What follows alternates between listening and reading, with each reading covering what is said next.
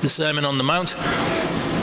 Often we read just a few verses in isolation and don't follow the thread of what Yeshua is saying.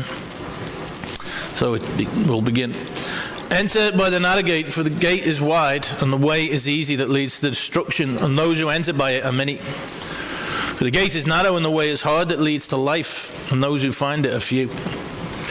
Beware of false prophets who come to you in sheep's clothing, but inwardly are ravenous wolves. Wolves that look like sheep is a very serious warning. So let's make the first connection. The gate is wide and the way is easy that leads to destruction. Beware false prophets, they look like sheep, but they seek to devour you. Goes on to say, you will recognize them by their fruits. Are grapes gathered from thorn bushes or figs from thistles? So every healthy tree bears good fruit, but the diseased tree bears bad fruit. A healthy tree cannot bear bad fruit, nor can a diseased tree bear good fruit. Every tree that does not bear good fruit is cut down and thrown into the fire. Thus you will recognize them by their fruits. We looked at this before. Fruit in Hebrew is prey.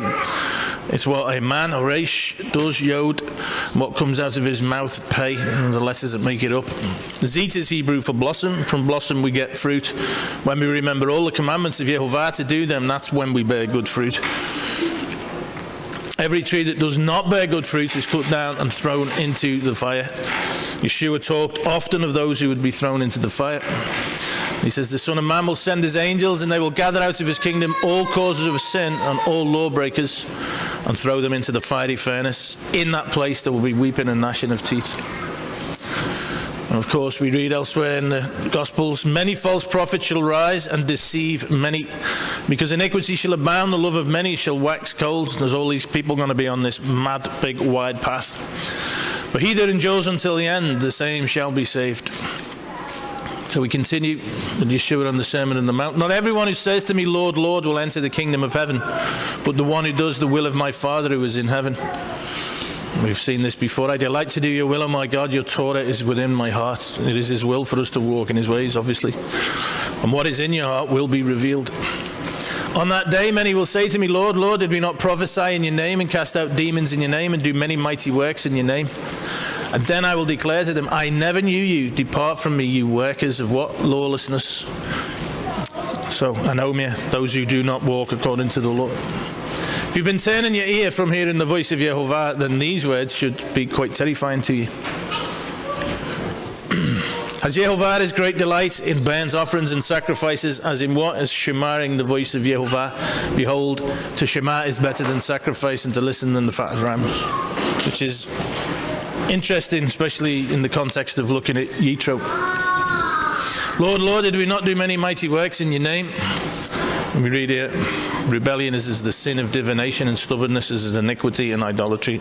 Not really interested in any big shows of demonstrating to everybody how religious you are. It's what is in your heart that counts. But you submitted, will you walk in his ways? So the connections. The gate is wide and the way is easy that leads to destruction. Beware false prophets, they look like sheep, but they seek to devour you and perhaps lead you along the way that leads to destruction. You'll recognize them by whether or not their words and actions are in accord with keeping the word.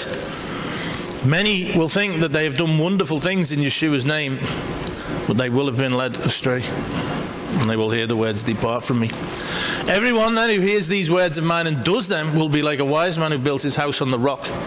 The rain fell and the floods came and the winds blew and beat on that house, but it did not fall because it had been founded on the rock. So that's the crux of the matter, how you respond to the word. And everyone who hears these words of mine and does not do them will be like a foolish man who built his house on the sand. The rain fell and the floods came and the winds blew and beat against that house, and it fell, and great was the fall of it. It is always foolishness to hear the word and not to do it. So the connections, the way that is easy that leads to destruction. Beware false prophets, they look like sheep, they look cool, they look great. You will recognize them by whether their words and their actions are in accord with keeping the word. Yehovah will test you to see what's in your heart. Many will think they've done many wonderful things in Yeshua's name, but they'll have been led astray. And it comes down to whether or not you listen to Yehovah's voice and walk in accord with his word. What is in your heart will be revealed, because that's what counts, not big religious demonstrations. Many are on the wide path, and many will hear the words, depart from me. When Yeshua finished these sayings, the crowds were astonished at his teaching, for he was teaching them as one who had authority, not as their scribes. The problem with the scribes was that they came with the wisdom of men. Yeshua came to proclaim the truth. Will you listen to his voice?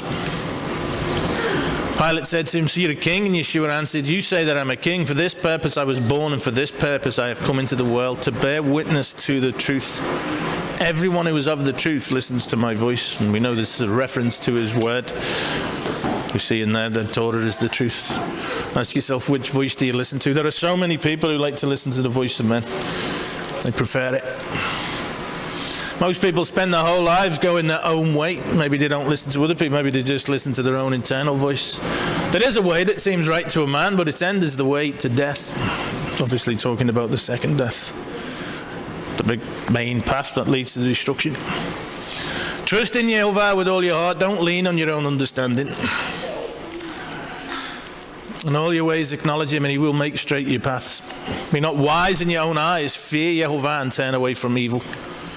It will be healing to your flesh and refreshment to your bones. So, do you listen to Yehovah? Ultimately, that's basically what this parsha is all about. Will you listen to Yehovah? The voice of a stranger, Yeshua said, sheep hear his voice, and he calls his own sheep by name, and he leads them out. And when he brings out his own sheep, he goes before them, and the sheep follow him, for they know his voice. Yeshua then went on further to say concerning his sheep, yet they will by no means follow a stranger, but will flee from him, for they do not know the voice of strangers. At Mara, Yehovah taught us that the three keys to our survival are to shema his voice and his alone, to asar that which he proclaims as righteous to do, and to shema all his instructions and directions, that is, to guard and protect and to cherish them. We will shema, asar, and shema what Yehovah will we shema, asar, and shema what Yehovah speaks to us, or will we instead listen to and follow the voice of a stranger? Very important question. So Yeshua said, everyone who hears these words of mine and does them will be like a wise man who built his house on the rock. Everyone who hears these words of mine and does not do them will be like a foolish man who built his house on the sand. It seems like such a simple message, doesn't it? And yet the people, they were astonished when they listened to what he was saying, because he spoke with great authority. The rain fell, the floods came, and the winds blew and beat against the house, and it fell, and great was the fall of it. To warn it. Wide is the path that leads to the destruction, and many are on it.